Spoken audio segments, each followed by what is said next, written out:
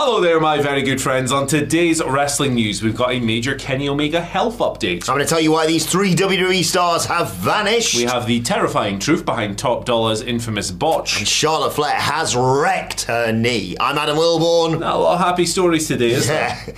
Sadness Village. This is the news. We're going to kick this thing off today, by the way. If you notice there's no images, we got no editors, so I'm doing it myself, and I'm an idiot. So bear with us. I'm on my best behaviour. Yeah, it's the Christmas period, man. You know, people are entitled to the time off, and I'm entitled to be an idiot. Let's kick this one off by talking about Kenny Omega's health. So it transpired this weekend that man has diverticulitis, which is not good. No.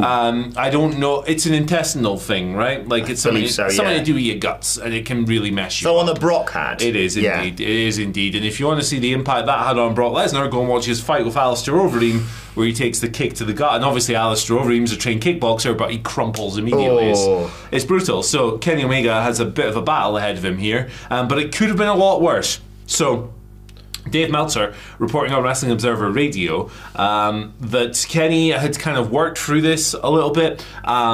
He thought initially, because the pain was really similar to that when he had a hernia, which was part of why he was out for so long the other year, he thought it was like a recurrence of that. But then he started getting a little bloated, or he felt a little bloated. You'd never know from looking at him, obviously, that he'd maybe messed up his diet or something. But he kind of worked through it a little bit. He did the match with Ethan Page. He kept the details a bit close to the vest. But after that, he was so uncomfortable last week after Dynamite that he got checked out by the doctor and he got sent to the hospital, and that's how we found out that he had diverticulitis. It's a really kind of scary thing across the board.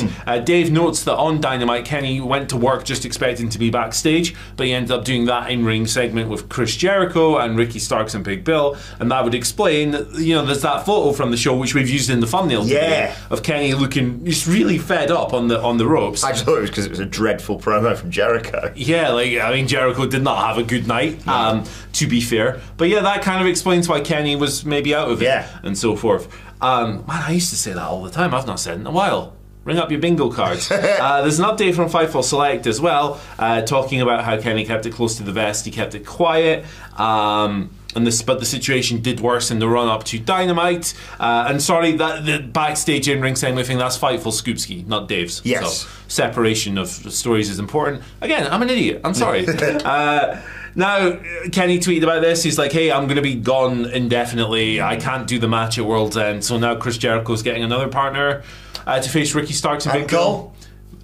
Might as well. Hey, listen, if you can clear him impromptu for the Full Gear main event, why the heck not? But that's obviously a secondary concern to the man's health. I hope that he's getting the treatment he needs. I'm sure he is, and I look forward to him making a full recovery. Yeah, devastating news. I saw this over the weekend, and I had to check like 3 times to make sure this isn't just some sort of hoax where like the Owen Omega's Twitter handle is a 0 and it's just someone because we obviously had that myriad of health issues, like all the other stuff, vertigo, bonkers stuff, and I thought, knees, neck, back. At least he's got through that, and now he's got bloody diverticulitis, awful stuff. And just a reminder, if you're feeling a bit under the weather, maybe go and get it checked out off the back of that. Yeah, for sure, for sure. Dave did note as well, and that's where this headline today comes from, that had Kenny left it a couple more days, it would have been a horrendous situation. So I have no idea what that means, but I'm glad that he has caught it. Like, caught it as in they figured it out, they know what it is, not that he has it. Don't twist my words. No. And I'm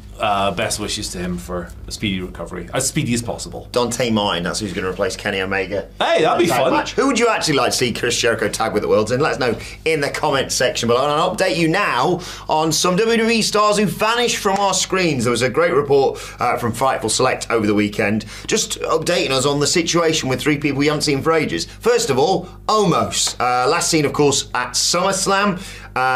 He's sort of been used very sparsely on telly after his match with Brock, obviously, at WrestleMania 39. Hasn't really been the subject of many pictures from creative, apparently, is the reason behind it. Understandably, people in WWE want to use him as a special attraction. He has been working the live event schedule recently with Akira Tozawa, but yeah, he's not the sort of guy you put in and go, we'll just have him go 50-50 with I don't know, Chad Gable, for example. 20 minutes in the main event, slap on a headlock. Come on, big guy. He is a big guy. He's the biggest of guys. Indeed. What is he, 7'4" or something? It's like ridiculous. You want to see how ridiculous he is compared to a normal person, not a wrestler. Although, actually, no, Simon is a wrestler. Doesn't make any sense. But yeah, just look at the video of him being interviewed by Simon Miller at Wale Mania, and you just realise how ridiculously large Omos is. And fingers crossed we get to see him back soon. He'll do some ridiculous spot in the Rumble, one would assume. Weird that they haven't used him more. Yeah. Not that he needs to be on TV every week, but I like him as like a showcase guy. And then, there's no shame in losing to Brock, obviously. Yeah. He also seems like a really nice dude outside of wrestling and yeah. stuff, so like I'm rooting for him always. Shame. Use him more, he's fun. So yeah, Omos has been used a little bit and has been backstage and what have you. Someone who hasn't is Dexter Lumis. We last saw him on main event on the 29th of May. Isn't injured, hasn't attended many tapings though. Ready to go basically, but WWE hasn't really got anything for him. Well, he's a serial killer, can you blame him? That makes sense. Keeping himself busy. He never speaks up for himself in meetings and stuff either, you know? And here's another Odyssey Jones. What a strange career. Last seen on NXT, I completely forgot that Jones got drafted in May. To Raw. Yeah, to Raw. Did some SmackDown Dark matches. Did some house shows in December. But nothing's going on with him. He was pitched as part of the Bobby Lashley Street Profits stable. That never made it on telly, of course. I really like Odyssey Jones from what I saw of him in NXT. I hope they do something with him in the new year. Yeah, he seemed like a fun prospect. Really strange career. Or year, I should say, to where he gets called up and then they just don't use him, and then he does dark matches on the other show. It's weird. It's, you know, we talk about NXT all the time, about people who've been ready for the main roster since, well, the start of this year. People like Carmelo Hayes, Tiffany Stratton, etc. That you think, okay, they've really seasoned them in NXT. Let's go. Obviously, Melo, yes, was used on SmackDown, but I mean a proper call-up. And then there's other people that they just sort of fast-track, and they either go bonkers with them, or, like Odyssey Jones, they go, we'll call you up to the main roster, and then we won't use you. There surely has to be a plan there. Yeah, a really peculiar move. Of these three names, Omos is definitely the one I miss the most, because like I'm a sucker for giant stuff. I can't help myself. I love the Great Khali, legitimately. So you know, if you're 7 foot tall and you just kind of just be large, I'm always going to be into it. But yeah, like nice to have a bit of knowledge on where these people have been. If you want some more of this kind of stuff, check out the article currently on our website, 10 WWE stars who've gone AWOL, written by Jamie Kennedy. It's really good stuff. Some more stuff in there. Yeah, I guarantee Omos is going to be the.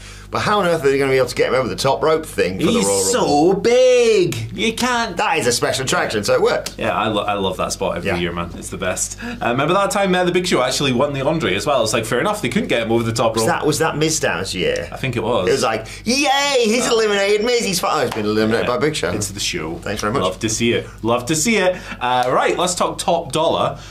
This is wild. Yeah. So obviously, the botch. You know the botch. Flop Dolla, whatever. It was the 1 year anniversary of it over the weekend. Somebody posted a clip, and Top Dolla revealed some new information on this. Now, obviously, the botch itself became something that he was like openly mocked about on WWE television, but Top Dolla himself has said, like, me and Michael Cole were in on it. We want to have a WrestleMania match, I think he said, which is fun. Sure, why not? Can't be as bad as the other WrestleMania match that Cole had. So. Yeah, exactly. But yeah, this is kind of harrowing. Like, so somebody posted the clip, said it's the 1 year anniversary. Top Dolla quote tweeted it and said, "This botch saved my life." How's that saved his life, you ask? Well, it uncovered a pretty serious health condition. I made that dive a dozen times before. Legs felt off, but I didn't think about it. And he's right. Like, there's loads of clips of him doing this dive on the Indies. Exactly. Him not trying it for the first time. Yeah, exactly. So he can do it. It just didn't work that night. He continued, after I failed, I went to the doc and found out that I had type 2 diabetes and my blood sugar was at 626. I almost lost my life and was about to lose both feet. Jesus. Yeah. The botch saved my life. And he said a little bit later on, replying to somebody, I don't need diabetes. I don't need insulin to treat my diabetes. But that might change later in life.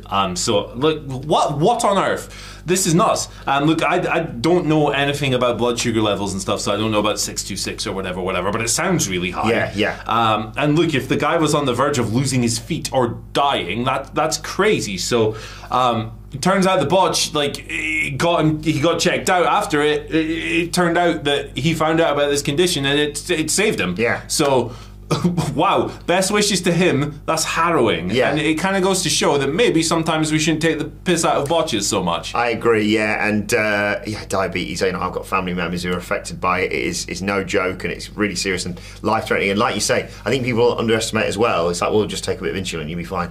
You could just lose limbs. You just... Yeah. That is so... It's gone.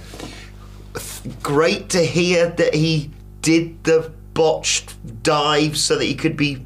I mean, to be fair to him, he's gotten in incredible shape since he moved up to the main roster. Yeah. Obviously, you know, he's been released by WWE now, but best luck with what he does in the future, and most importantly, stay healthy. He's also available to do stuff in wrestling. Yes. This week, so... Oh, is it this week? Yes, this week, those non-companies. Maybe we'll see a Nick Nemeth show up, a Top Dolla show up somewhere. It'll be fun. Yeah, really exciting. Although I did like the video he posted after he was released, being like, I'll be absolutely fine, look at all the money I've got, I'm on a boat or something. Just doing raps everywhere. Like, I've always said that I find Top Dolla to be a really fun, chaotic presence in pro wrestling. Whether he's rapping diss tracks about the Young Bucks, about shoes, or he's just being a silly man. Like, I enjoy the work of Top Dolla. Also, he does a lot of really good work for charity. He does his food drives. He appeared on McAfee's thing, didn't he, a while back? Yeah, like he does his food drives and stuff. So like he does a lot of things that really go unnoticed. So shout outs to him, man. He does a lot of nice stuff.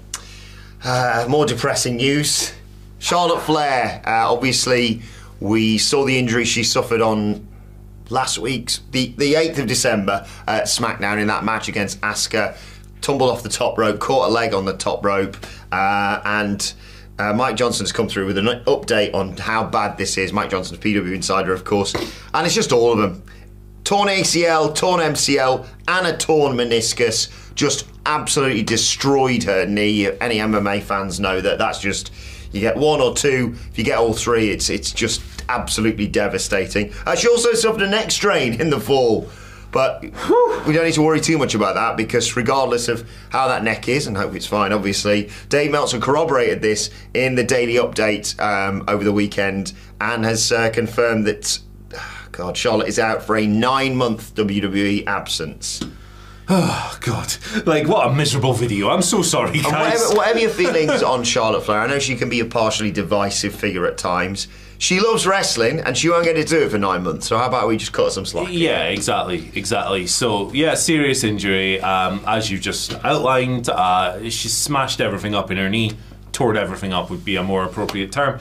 Get the operation, get the surgery, and begin a long, difficult recovery. These things are extremely variable in their recovery time. 9 months is generally, as you mentioned in the report there, that's generally a ballpark figure, but sometimes it can be a year or longer. Sometimes you're Lazarus and you just, like, $1 million man yourself. 10 million? The Steve Austin thing, I don't know. The TV show. But yeah, like, look, Charlotte is never going to be everyone's cup of tea, but you don't need to be mean about it or anything like that. That's rough. I think that she is definitely better suited to playing a heel than a face. Yeah. Definitely. Yeah. But, like, she works really hard, and, like, you have to look at things like her Rhea Ripley match at Mania this year to see what she brings to the table. That's one of my favourite, if not my absolute favourite, WWE match of the year. That and the triple threat for the IC title on the same show. Cool. Yeah. But yeah, good luck to her in her recovery. That's a nasty one to recover from. Hope she gets the surgery before Christmas. Hope she can put her feet up and let her family do all the work while she chills and recovers.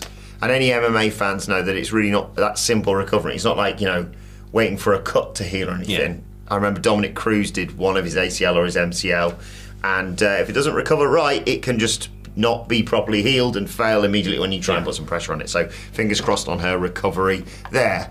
Should we cheer ourselves up with some Twitter questions? Let's do it. At What Culture WWE, of course, you want to get in touch with us. First question today comes from Vacant's manager, who says, "Hey, Mr. Journalist and the bald boss man." Oh, nice, the bald boss man. Since it is WrestleMania 40, should Jim Ross and Jerry Lawler call one last match, health permitting, to say farewell? Yeah, I think Jim Ross's contract with AEW is up soon as well, so that might actually be legally possible. Yeah. I think it's a nice moment, isn't it, for both of them? Especially if you've got some kind of nostalgia match on. Why don't we do another gimmick battle royal, man? Why not? Ooh. Why not do another? Because that, not with the same people, obviously, but like, yeah, like some of them are no longer with us, of course, but like everyone's really old and stuff as well. But why not do another gimmick battle royal and get them? Because they got Brain and Bobby Heenan and Gene Okerlund on for that one. So why not get Jim Ross and Jerry Lawler for a new one? Like, it'd be fun. Like, WrestleMania 17, like, it's cliche, but it's like the best WWE pay-per-view ever. It's incredible. And actually, the stupid comedy match in the middle of it is a big reason why it's incredible. So let's do it again. I can't improve on that. I think that's a great spot. And I think even if Jim Ross re-signs to AEW, I think the two companies can work something out. They have one. It's WrestleMania. They're going to do ridiculous numbers anyway. Jim Ross, it's just a nice moment for him and Jerry Lawler. And it's not like Jim Ross going and doing WrestleMania for one night ruins your business or anything, you know?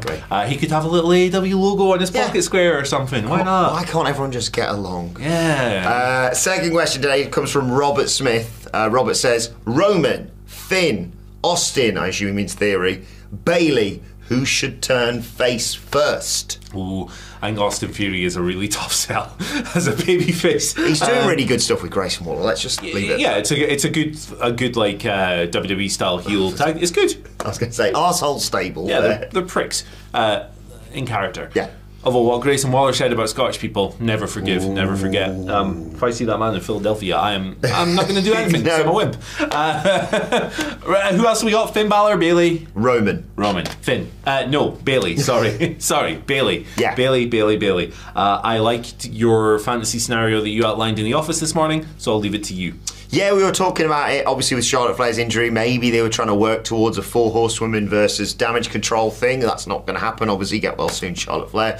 But I thought, having watched SmackDown Review podcast coming later on today, I thought, oh God, what's going to happen is they're going to do what they pitched, i.e. Io Sky retains at the Rumble, Kabuki Warriors win the tag team titles at the Rumble, but Bayley, oh no, fails to win the Women's Royal Rumble, and they go, you suck. They kick her out of the group, and by the time WrestleMania rolls around, she's challenging the Kabuki Warriors for the Women's Tag Team titles, and they're like, ha ha ha ha, we all used to be your friend, Dakota Kai still with Damage Control in this booking. Who on earth have you got? And then Sasha Banks returns. Boom. Good. I'm booking the most ridiculous WrestleMania 40 in my head ever. Why not? But why not? Yeah, why not? Why book a beige, boring show? Just make it fun. Exactly. You know. But yeah, Roman's not going to turn until after he drops the title at WrestleMania. I think Finn should stay heel for quite some time. I much prefer Finn as a heel right now. He's having a great time of it. He's a little stinker, isn't he? And speaking of little stinkers, AJ David, that's not AJ, that's not you. I'm getting to the question. What did AJ do, man? AJ David says, finally getting the time to watch the Dudley Boys live. How much did you guys love the crowd shouting along with your spots? We're the little stinkers in this scenario. Yeah, the Dudley Boys live, our live show that we filmed at the brilliant Mosaic Tap last month, is available right now on the What Culture Wrestling Podcast YouTube channel. Go and check it out. It premiered on Friday. Andy was in attendance. It was the most ridiculous show I've ever done. And yeah, people making noises along with our noises, or even just doing the intro that I do for the podcast, was bonkers. I absolutely loved it. What was it like as an audience member? Terrifying. Yeah. No, it was a fun night. It was a really fun night. You guys are all right, obviously. Yeah. And the Mosaic Tap's a really nice bar. It was really nice. It's always really nice meeting the people. Yeah. And not just interacting with people on Twitter and comment sections and stuff. Yeah, it was a fun time. I will say, my partner turned around as soon as the show finished and went, "Whoa, they're a bit crass, aren't they?" And this is somebody who's known these men for about 4 years. Yeah. So that was quite funny. But yeah, good time. Adam Nicholas sent us the swear counter, and if you combine my swears, Hamlet swears, and Stacks from NXT who made an appearance, combine all those swears, they still don't reach Michael Zidrick's swear counter. I love a swear. And I tell you what, if you want to watch that video, it's right here, right now. Check that out. Bye-bye. Bye.